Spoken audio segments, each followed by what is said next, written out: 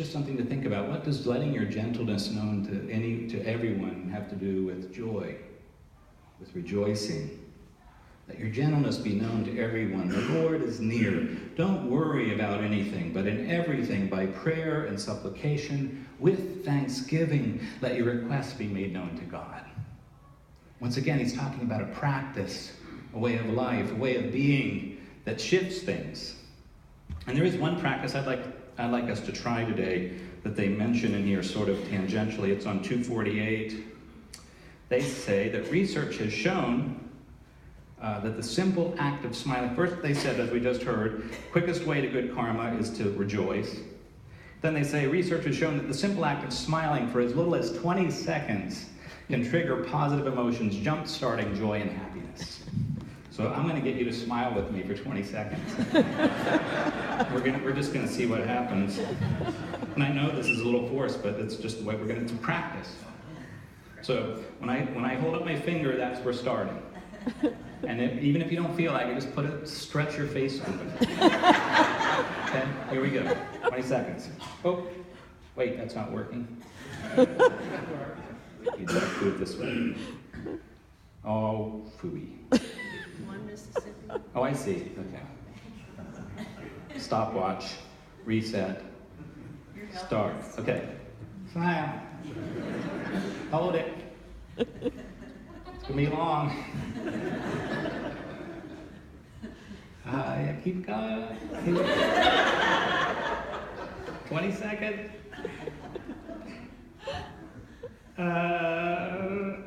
Yeah. Okay.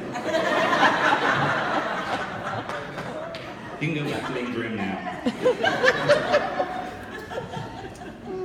But I mean, the point I think is that these are practices. Once again, I think we've romanticized faith so much that we sort of think, okay, if you have, or maybe we've been taught, if you believe the right thing, you're just going to be joyously happy all the time, and then life continues to be crappy, and you wonder what happened.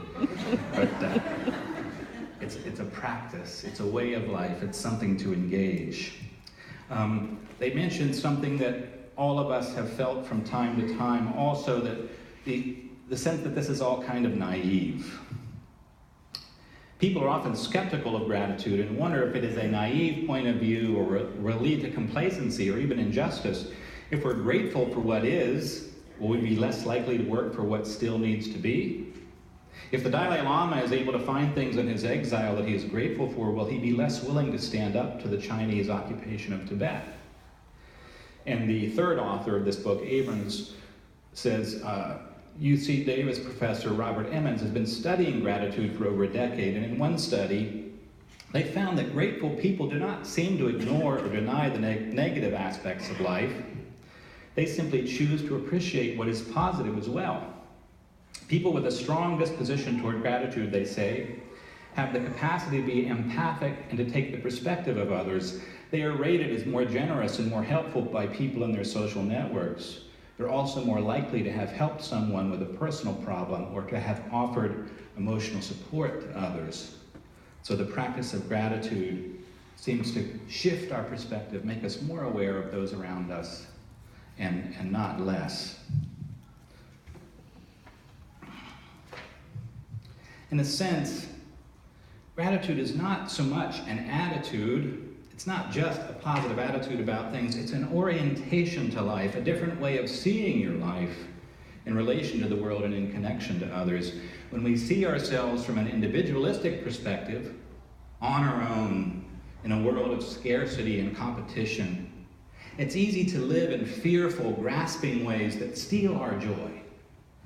But there's another way to see life, another way for us to live, which we would call the way of faith or the way of Christ.